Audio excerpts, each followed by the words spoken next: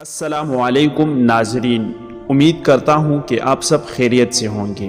میں ہوں بلال احمد اور آپ دیکھ رہے ہیں بلال وائس چینل۔ ناظرین، موت کے وقت انسان کیا محسوس کرتا ہے؟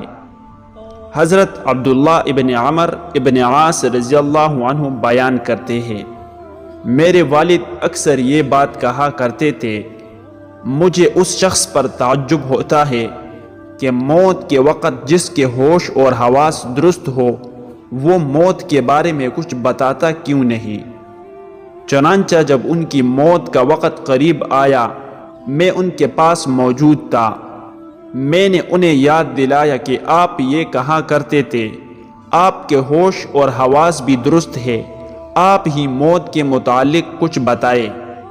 انہوں نے کہا، بیٹا، موت کے حالات بیان نہیں ہو سکتے، تاہم اتنا بتا دیتا ہوں، خدا کی قسم، اس وقت مجھے یہ محسوس ہو رہا ہے جیسے میرے کندھوں پر ایک پہاڑ رکھ دیا گیا ہو، میری روح کو سوئی کے سوراخ سے گزارا جا رہا ہو، میرے جسم میں زہریلی کانٹے بر دیے گئے ہو، اور جیسے آسمان اور زمین دونوں آپس میں مل گئے ہو اور مجھے چکی کی ان پاٹوں میں ڈال کر پیسا جا رہا ہو۔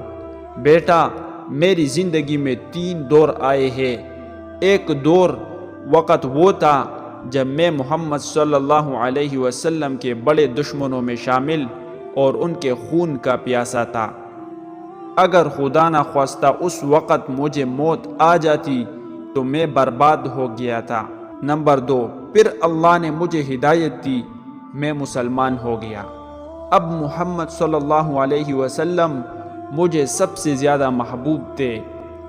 آپ صلی اللہ علیہ وسلم نے جہاد کی کئی مہموں پر مجھے لشکر کا امیر بنا کر بھیجا۔ کاش مجھے اس وقت موت آ جاتی۔ حضور صلی اللہ علیہ وسلم میرے لیے دعائے مغفرت فرماتے جو بارگاہ خداوندی میں قبول ہوتی اور میری بخشش یقینی ہو جاتی۔